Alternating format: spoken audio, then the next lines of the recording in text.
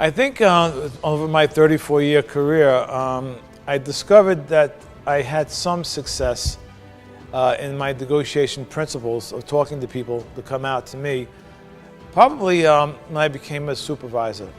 So I was a police officer, I was a sergeant, and I was a lieutenant on patrol precinct, in the emergency service unit, and also in the hostage negotiation team. The last 14 years of my career was in command as the commander of the hostage negotiation team. And I think I probably discovered that I had maybe some skill. That's something for other people to decide, but if I had to put some definition on it, probably when I became a sergeant in the emergency service unit, because the emergency service unit is the tactical team. So I think in Italy you understand this as the SWAT team. So it was my decision as a sergeant as to whether we would go through that very dangerous door in that very hostile environment. And it was not just me, I had to bring a squad of officers with me. So before I attempted to go right through that door, I would attempt the process of negotiating. So that individual can come out to us, so we would not have to enter into this hostile environment, where we know in police work, every time you go through a door in a tactical application, there's a 50-50 chance at best of coming out safe. And you can probably imagine that the police don't like 50-50 odds, right? Nobody likes 50-50 odds. So I had a fair amount of success in talking to people, in my soft way of talking to people, my demeanor, non-judgmental, non-threatening. And I was able to develop rapport with these individuals, and which would enable them then to finally come out on a volunteer basis.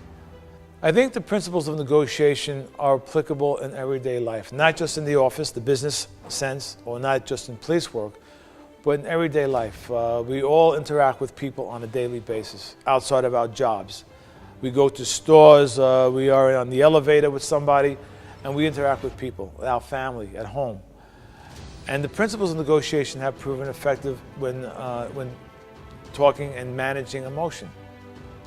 The one thing that all negotiations have in common, whether it be in the business world or in police work, is that they are all emotionally driven. Emotion is ruling the moment, and people respond sometimes very aggressively. So it's the job of a negotiator, again, in everyday life, to try to manage emotion, and by bringing it down. And some of the mistakes that people make is by meeting anger with anger. So if somebody is aggressive with you, and you respond the same way back, what did you say? They will respond back also. I will tell you what I said, and then we have the two bucking rams, and there's no movement.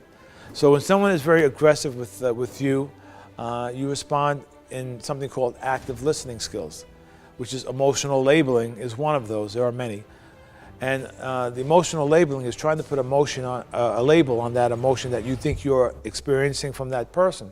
So for example, Sir Leo, you look like you're upset today. You seem angry. Tell me, what is happening? Why are you upset? Are you upset with me? I would want to know that. And that will open the door for that person to start explaining why they may be upset.